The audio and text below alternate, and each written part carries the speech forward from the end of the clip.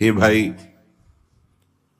अगर मेरी प्रार्थना समझ पा रहे हो तो समझ लो, कातव कांता, जिसे तुम अपनी स्त्री समझ रहे हो, पत्नी समझ रहे हो, पीछे कौन थी, आगे कौन रूप में जाएगी। वर्तमान में वो जीव स्त्री शरीर प्रारब्ध के अनुसार प्राप्त करके तुम्हारे कर्म के भोग के लिए उपस्थित है वो। अब उसे तुमने अपनी पत्नी मानकर गाढ़ आसक्ति कर ली तो नवीन दुर्गति तैयार हो गई। कौन है वो तुम्हारी, जानते हो? नहीं परिचय, कुछ वर्षों का परिचय और इसे सत्य मान लिया। और जहां वो परिवर्तन नाशवान दृश्य जगत का एक दृश्य, ये शरीर परिवर्तित हुआ, नाशवान शरीर का परिवर्तन प्रतिपल हो रहा है, तुम समझ नहीं पा रहे, पर समझा तब जाता है जब वो मृत्यु को प्राप्त होने का समय आता है। तब समझ तुम्हारी किसी काम की नहीं रहती। मन पछितई है अवसर बीते, सुत बनितादि जान स्वार्थ रत, ना करो नेह सभी थे। स्नेह मत करो, स्नेह प्रभु से करो, प्रभु का भाव रख कर करो। कहने की कास्तव तनया, ये जो तुम्हारे पुत्र रूप में आया है, ये कौन है जानते हो? तुम्हारे कर्म का भोग भोगाने के लिए वही भगवद अंश आया है। ये कुछ समय के लिए आया है। शुभ कर्म तो वो सुख प्रदान करेगा, अशुभ कर्म तो दुख प्रदान करेगा, लेकिन वो तुम्हारा नहीं है। आप उसका परिचय नहीं जानते जो पुत्र रूप में आया हुआ है। स्थिरमति रेतन मृति मनुगणया, तुम्हारी बुद्धि स्थिर नहीं है, इसीलिए तुम समझ नहीं पा रहे कि, गणना नहीं कर पा रहे हो कि तुम्हारी एक एक श्वास व्यर्थ में नष्ट हो रही है। आखिरी श्वास, अहा किमद्य ना पश्यसि मरणम, क्या तुम देख नहीं पा रहे हो कि तुम्हारी श्वासें कम हो रही हैं, तुम मृत्यु की तरफ जा रहे हो। तुम्हारा शरीर कभी भी अचानक छूट सकता है। ऐसा नहीं कि आप वृद्धावस्था में ही जाकर मरेंगे। तव पर वृंदावन मिहि शरणम, फिर भी तुम वृंदावन का आश्रय वास स्वीकार नहीं करते, सत्संग का अनुसरण नहीं करते, आचरण में नहीं उतारते, निरंतर नाम जप नहीं करते, तो किस भूल में तुम पड़े हो? तुम्हारे पास पत्नी है, पुत्र है, संपत्ति है, इस भूल में, ये तुम्हारी नहीं है।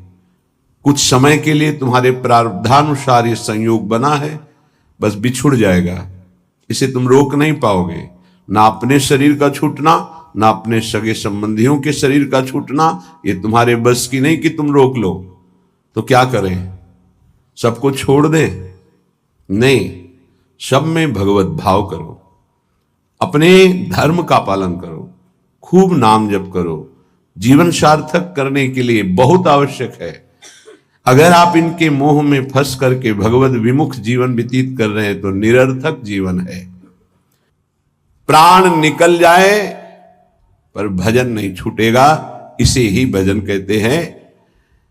और ऐसा भजन बहुत लोग नहीं करते, कोई कोई करता है। पूज्य बाबा के सब कर सकते हैं, सामर्थ्य सब में है ऐसा भजन करने की, पर वो लगन नहीं है, वो अगन नहीं जगी भगवत साक्षात्कार करने की। इसलिए जहां विपत्ति आई उसमें डूब गए, संपत्ति आई उसमें डूब गए, भोग आए उसमें डूब गए, प्रभु का विस्मरण हो गया। इसका यही कारण है। भजन का तात्पर्य है भजन में गोता लगाना, डूबना। बस चल रहा है मंत्र नाम, उसी के श्रवण में डूबा हुआ उपासक।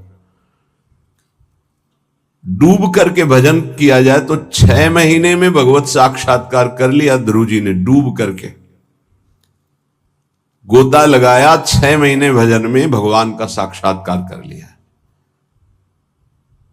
और अगर तन्मयता नहीं है भजन में तो बहुत लंबा समय निकल जाता है। देखो, इस मन को देखा, अगर इसको भजन का सुख आप नहीं दोगे तो ये रुपए की गणना का सुख करने लगेगा।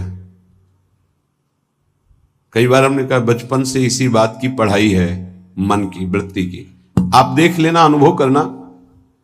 अगर आपको प्रियाजू के भजन में गुरु की आज्ञा के अनुसार तन्मयता नहीं आ रही है तो आपका अर्थ के प्रति भाव आ जाएगा। अनंत ब्रह्मांडों में कितना ऐश्वर्य है और वो मायाकृत एक पलक झपकते श्री भगवान ने रचा है।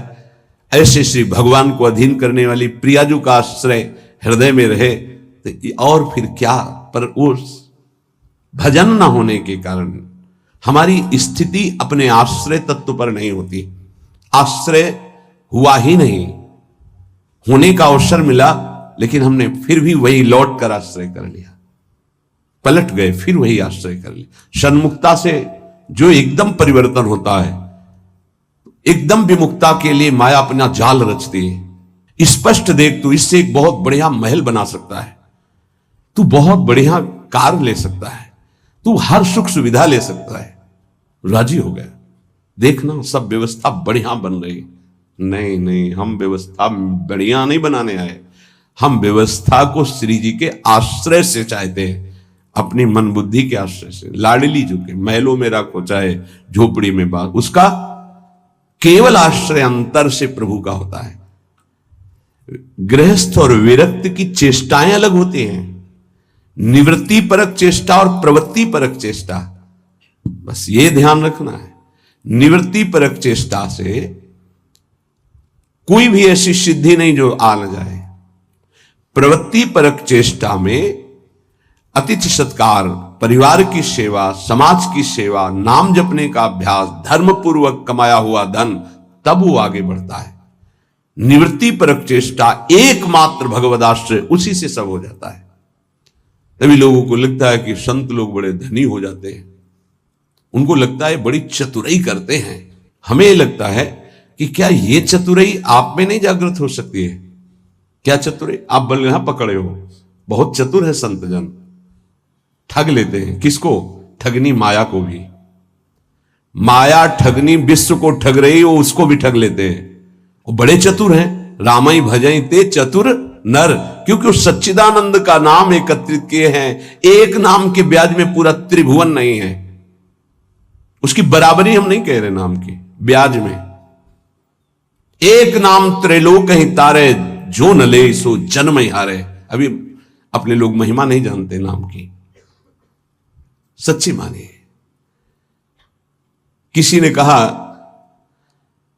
कि समस्त संसार को तो हम दुखी में देख रहे हैं, अगर विश्व में कोई सुखी है, वो उपहास के प्रति शब्द थे।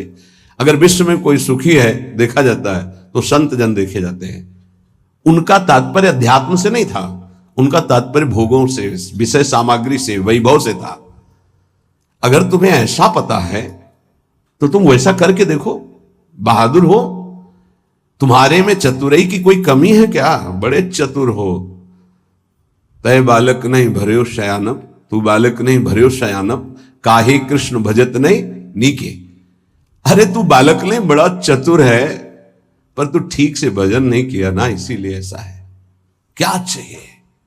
त्रिभुवन का सर्वश्रेष्ठ पद 5 वर्ष का बालक प्राप्त कर लिया ध्रुव जी, क्या चाहिए? अखिल लोक चूड़ामणि भगवान के पास क्या कमी है? पर आपको उतना भजन करना पड़ेगा, आपको वैसे समर्पित होना। उस 5 वर्ष के बालक ने मां का प्यार, पिता का प्यार, राज्य सुख, शरीर सुख, सब भयों को त्याग करके इसी मथुरापुरी में आकर भजन किया। इसे मधुपुरी कहते हैं शास्त्र भाषा में। यहीं आकर के भजन किया और यहीं स्वयं सच्चिदानंद भगवान आकर दर्शन दिए और उनकी कामना पूर्ण की, उच्च पद की। गोता लगाना अर्थात उसमें डूबना, अर्थात उसका ऐसा दृढ़ चिंतन कि गुंजायमान केवल मंत्र और नाम हो रहा है। तुमसे सच्ची कहते हैं, ये जीव बड़ा पागल हो गया है माया में, सत्य वस्तु को समझ ही नहीं रहा। पूज्य बाबा कह रहे, उसको यही पता नहीं कि मैं यहां कमाने के आया हूं मृत्यु लोक में। पागलों की तरह घूम रहा है, कभी ये बटोर रहा है, कभी वो बटोर रहा है। उसका लक्ष्य ही नहीं पता चल रहा कि तू आया क्या लेने यहां है, क्या कमाई करने आया है, उसको समझ में नहीं आ रहा। कई बार कहा, ऐसा कमाई और ऐसे देश में कौन रहना पसंद करेगा? किसी भी देश में अगर ऐसी पद्धति हो कि आप यहां आइए, आपको घर, मकान, भोग सामग्री सब मिलेगी, बहुत ध्यान से सुनिए। पर जब आप हमारे देश से जाएंगे तो आपका कपड़ा तक उतरा लिया जाएगा। सब सुविधाएं मिलेगी, जब जाओगे तो कपड़ा तक उतरा लिया जाएगा। अब आप ऐसे देश में रहना पसंद करेंगे? ऐसे देश की कमाई पसंद करेंगे? कोई भी बुद्धिमान नहीं पसंद करेगा। और आप ऐसे ही देश में हैं जिसका नाम मृत्यु लोक है। कपड़ा तो कपड़ा रहा, आपका शरीर भी छीन लिया जाएगा। यहां की, इस देश की कोई भी वस्तु लेकर आप नहीं जा सकते। अब आप विचार कीजिए, आप कितने बड़े बुद्धिमान हैं और क्या कमा रहे हैं। खास बात है, जब आप अपने देश को यहां से जाएंगे, अपना देश है भगवत देश, और आपके पास जाने का किराया भी नहीं रखा जाएगा, आपकी पोशाक उतार ली जाएगी, तो आपका यहां शरीर भी छीन लिया जाता है, शरीर संबंधी छीन लिए जाते हैं, बैंक बैलेंस छीन लिया जाता है, प्रॉपर्टी छीन ली जाती है। अब आपके पास रहा क्या? पूरे जीवन में जो पाप और पुण्य कर्म किए। पुण्य तो कोई बिरला ही कर पाता है, नहीं, पाप ही होते हैं। अगर पुण्य हुआ तो उसे बचा नहीं पाता है, वो चार लोगों से कहकर खाली हो जाता है, पुण्य नष्ट हो जाता है। पुण्य, अगर हमने कुछ पुण्य किया और कह दिया अपनी वाणी से, चार लोगों के बीच में अपनी प्रशंसा कर ली, तो तप, पुण्य, साधना ये सब क्षीण होने लगती है। हम वृंदावन गए थे, 100 साधुओं का भोजन कराया, और फिर ऐसा ऐसा ऐसा, और संत जन कह रहे थे कि ऐसा भोजन तो आज तक हमने नहीं पाया भगत जी, आपने जैसा पवाया। ओ, जो कुछ सुकृत बना था मानो करवाया होगा। ऐसी सेवा भगवत कृपा से अवसर मिलता है, पर वो बार बार कहकर अपने सारे सुकृत नष्ट कर देता। इस देश से बचकर निकल पाना और कुछ कमा के ले जाना, ये केवल भगवत कृपा पात्र से ही हो सकता है। बहुत छल भरा ये देश है मृत्यु लोक। जीव पागलों की तरह पूरा जीवन व्यतीत कर रहा है। मुझे यहां किस लिए भेजा गया, क्या लेके जाऊंगा, ये सोच ही नहीं पा रहा है। गोस्वामी जी ने कहा है कि ये जो मन है, ये श्वान की तरह हर जगह पादुका का प्रहार पाता है, पर फिर उसी दरवाजे पे खड़ा हो जाता है। अर्थात निकृष्ट भोगों को भोग कर असंतुष्ट, ग्लानि, दुख, परिणाम में चिंता, भय, शोक, पर फिर वही उन्हीं भोगों को भोगना चाहता है। पागल की तरह भटक रहा है। ये महापुरुष जन जानते हो, दुखी हो कैसा बोलते हैं। जो वस्तु तुम्हारे साथ नहीं जानी है, उसके चिंतन में तुम समय बर्बाद कर रहे हो। चिंतन करो प्रभु का, कार्य करो संसार का, तो जीवन यापन के लिए शरीर चेष्टा और वस्तु ले जाने के लिए नाम धन, कितना बढ़िया उपाय है। राधा राधा राधा। विषय अनेक हैं और अनंत हैं, कितना भोगोगे। भोगते भोगते मर गए, फिर जन्म हुआ, फिर भोगते भोगते मर जाएंगे, कुछ आते नहीं लगेगा। बड़ा विचित्र खेल है, बड़ा विचित्र खेल। भगवान की असीम कृपा है। जिनको भोगों से विरक्ति मिल गई है या जबरदस्ती बचे हुए, बिनु अवसर भयते राजोई, चतुर्थ ब्रह्मचारी का लक्षण है ये। बिनु अवसर, अवसर नहीं मिला, और भयभीत है, इसलिए वो नहीं भोग रहा। तो बिनु अवसर भयते रह जोई, ये चौथे में। उत्तम तो उत्तम के बस असमन माही, सपन हुआन पुरुष जगनाई। अपने प्रीतम प्रभु के सिवा उस स्वप्न में किसी और को नहीं देखता। कितना भोगोगे, अनंत विषय। कल एक भगत बड़ा मस्त, सब हंस रहे थे लेकिन कोई फर्क उसको नहीं था, गंभीर मुद्रा में बैठा। उसने कहा, हमने ठाना है 1.25 घंटा नाम जप करता हूं और बढ़ा दूंगा, सत्संग आपका सुनता हूं, पर 1 लाख सुंदरी स्त्रियां चाहिए मुझे। हमारे तो होश उड़ गए भाई कि ऐसा प्रश्न करता आया, भगवान ने भेजा। पर अपने को सबका आदर और दुलार, मेरी लाडली जो ऐसी हैं, करुणा करुदार, नहीं तो 1 सेकंड में कि आप कृपया बाहर होइए, यहां कोई भगवत चर्चा कीजिए। लेकिन अच्छा पॉइंट ये था कि वो नाम जप करता था और उसके अंदर आशा थी। देखो वासना की कितनी भूख बड़ी हुई, पर वो बहुत गंभीर, और ऐसा नहीं कि कोई देखने सुनने लायक हो। वो बहुत बड़ी गंभीरता से कह रहा था कि मैं 1 लोक प्राप्त करना चाहता हूं, उसका सम्राट बनना चाहता हूं, और 1 लाख सुंदरी स्त्रियां हो। वो नहीं बोल रहा है, उसका भोलापन है, अज्ञान जिसे कहते हैं। वासना इतनी बड़ी हुई कि उसको लग रहा है अगर ऐसा हो गया तो मैं बड़ा सुखी हो जाऊंगा। भागवत में चरित्र है चित्रकेतु राजा का, आप पढ़ करके देख लेना, श्री शुकाचार्य जी वर्णन कर रहे हैं। उनके 1 करोड़ रानियां थी। क्या परिणाम में क्या, जरा देखना पढ़ना। निराश, हताश, उदास होकर ऋषियों के पैर पकड़कर तब वो अनंत भगवान की उपासना मिली और वो भगवान का साक्षात्कार किया, अनंत शेष भगवान संकर्षण का। और वो बहुत सावधानी का विषय होता है। ऋषियों की कृपा हुई, पद मिला, भगवान संकर्षण ने उन विमान पे बैठ के भगवान शंकर के पास गए। विमान पे, जहां सनकादि जो है अपने श्री चरणों से नंगे पैर चल कर जाते हैं और प्रणाम करके नीचे बैठ करके सत्संग करते हैं महादेव जी से, वो सब बैठे हुए भी थे। वो सीधे विमान से ही गए, विमान में बैठे बैठे, आकाशचारी विमान। भगवान से कहा कि एक साधारण पुरुष भी अगर अपनी स्त्री से वार्तालाप करता है तो एकांत में करता है। आप तो वो महायोगाधिराज योगिंद्रों मुनिंद्रों के गुरु भगवान शिव, तो अंबाजी वामांग में बैठी हैं, आप बैठे और ब्रह्म का उपदेश कर रहे हैं। उनका ये क्या हूं? सब ऋषि आश्चर्यचकित हो गए कि ये कैसा। तो अंबाजी ने कहा, अच्छा तुम्हें वरदान मिल गया है, विमान मिल गया है, तो तुम जगत गुरु भगवान शिव को उपदेश करने आए हो। मतलब आसुरी प्रवृत्ति तुम्हारी बढ़ रही है, तो इसका शासन करने के लिए तुम्हें दंड विधान चाहिए। प्रभु तो करुणामय है, वो कुछ बोलेंगे नहीं, इसलिए हम तुम्हें शाप देते, जाओ असुर भाव को प्राप्त हो जाओ। वही वृत्तासुर के रूप में प्रकट हुए थे। तो अंतिम समय भगवान से जो प्रीति मांगी वो माता जी की ही कृपा थी। या देवी सर्वभूतेषु बुद्धि रूपेण संस्थिता, मानो मां ने कृपा करके उनको उस अहम से रहित करके पावन भक्ति प्रदान करी। ये जो वासना है ये जीव के सर्वनाश के लिए अनंत जन्मों से पीछे पड़ी हुई है। वो तो एक भोला व्यक्ति, अज्ञानी व्यक्ति अपनी बात कर रहा है। आप अंदर से देखो, ऐसी लाखों वासनाओं की परत जमा है। हमको रोज नाम जप रूपी सोहनी लगा के इसे साफ करना है। पर ये विषय अनेक अनंत, मन कहता है इनको भोग लो फिर हम भजन कर लेंगे।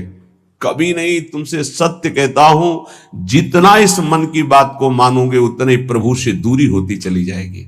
और यह सिखाता है ये जलन हो रही, अगर भोग लेते हैं तो शांति हो जाए, फिर बढ़िया भजन कर लो। इसकी शिक्षा यही होती है, क्योंकि जानता है भजन के लोभ से ही हमारा साथ दे देंगे। साधक जहां उसको उसकी इंद्री का भोग दिया मन को, बस फिर वो उसको ऐसा फंसा के पटकता है कि भजन कब कहां कैसे हो रहा था सब गायब हो जाता है। और वही भोग चिंतन, वही विषय चिंतन, वस्तु चिंतन, शरीर चिंतन। बहुत सावधान।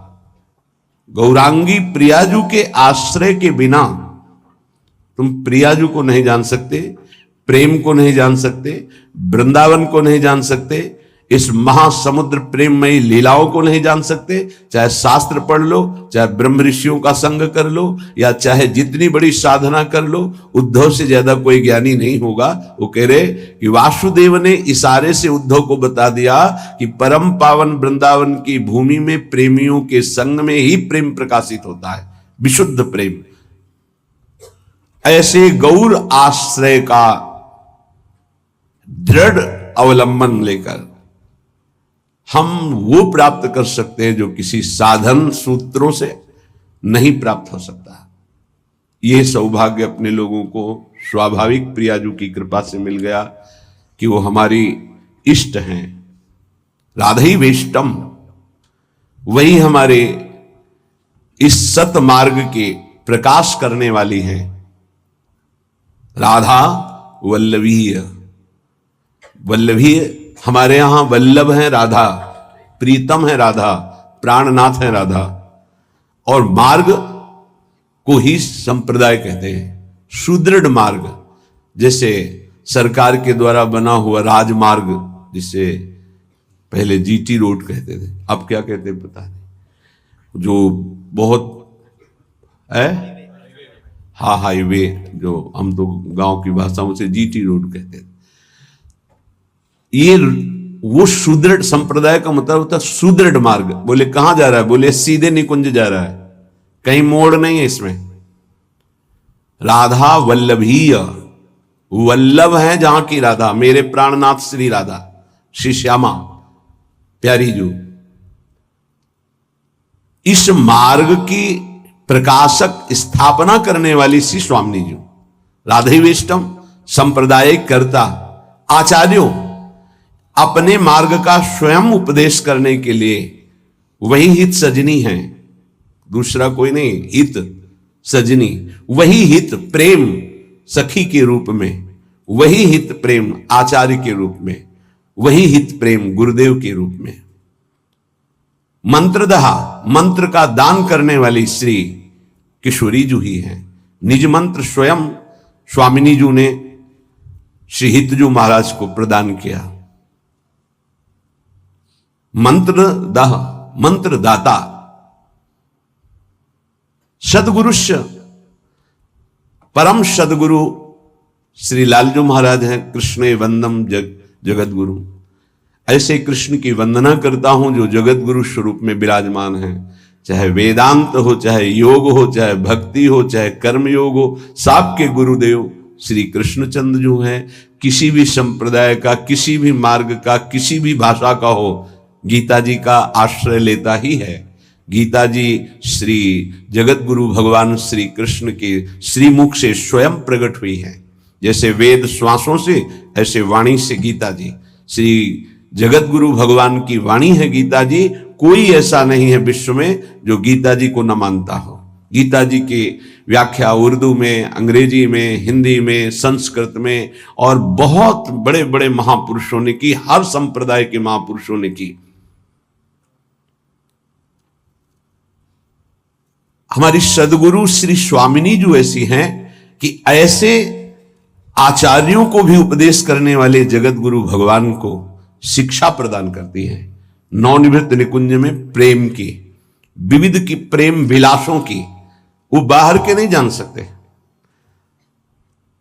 सच्ची मानिए, ये केवल सखियां जानती है। तो इसलिए सर्वोपरि जगत गुरु पद में सर्वेश्वरी रासेश्वरी श्री लाडली जो है हमारी। राधेविष्टम संप्रदायिक कर्ता आचार्यो मंत्रदः सदगुरुश्च मंत्रो राधा, मंत्र भी स्वयं श्री किशोरी जो है। जो मंत्र है वो स्वयं किशोरी जो है। सच्ची माने है, ये जो आपको नाम मिला, जो शरणागत मंत्र, जो निज मंत्र, ये स्वयं किशोरी जो है।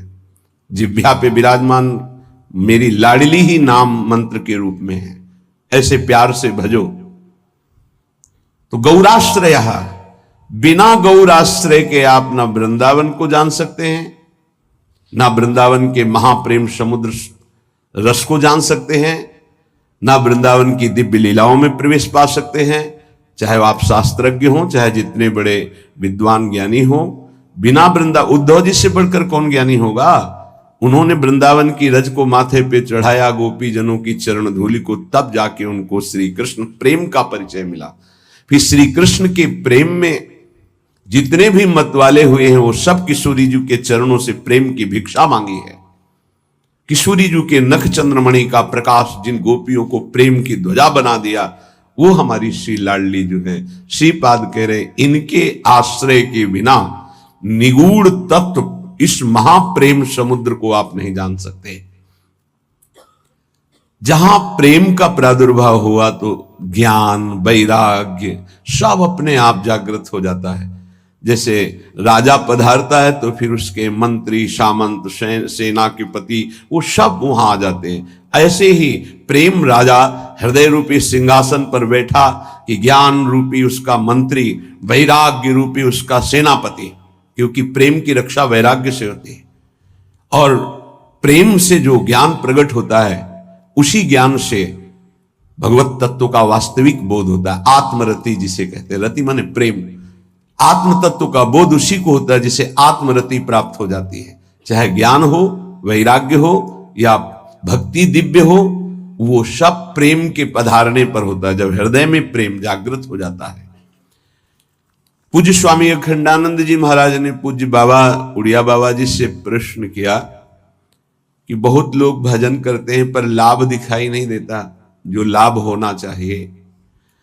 तो बाबा कहते हैं कि पहली बात, भजन में निष्ठा होनी चाहिए कि चाहे मर जाऊं, इतना कष्ट आवे, पर भजन नहीं छोड़ूंगा, ऐसी निष्ठा नहीं है।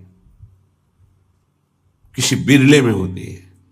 नहीं, जहां सामने इंद्रियों के भोग आते हैं भगवान छूट जाते हैं। हम मानते हैं, भजन का प्रयास करते हैं, लेकिन जहां सामने भोग आया कि प्रभु भूल गए। आप देख लीजिए, चाहे वो भोजन हो, रसेंद्री का भोग हो या किसी भी इंद्री का भोग हो, उस समय प्रभु को भूल गए और उस भोगानंद को स्वीकार कर लिया, तो ऐसे पूरा जन्म व्यतीत होने लगेगा, पर आपको भगवत साक्षात्कार नहीं होगा। जो लाभ मिलना वो बहुत दूरी हो जाएगा। जहां कोई दुख आया, विपत्ति आई, भूल गए प्रभु को। सुख आया, संपत्ति आई, भूल गए प्रभु को। मर चाहे जाए हम, किंतु प्यारे का भजन नहीं छोड़ सकते। इसी का नाम भजन है। भजन का स्वरूप क्या? ये चाहे विपत्ति, दुख, मृत्यु से बढ़कर तो कुछ है नहीं। हमारी मृत्यु भी आ जाए तो हम भजन नहीं छोड़ सकते। अब त्रिभुवन की राज्य लक्ष्मी मिलने पर जो आधे पल के लिए भी प्रभु का विस्मरण नहीं करता, उसे भक्त कहा गया है, महाभागवत कहा गया। तो कुछ भी सुख सुविधा मिले उस समय हमें प्रभु का, यही तो कसौटी है कि आप उत्तम से उत्तम आकर्षणकारी भोगों के बीच में, लेकिन भगवत विस्मरण नहीं है।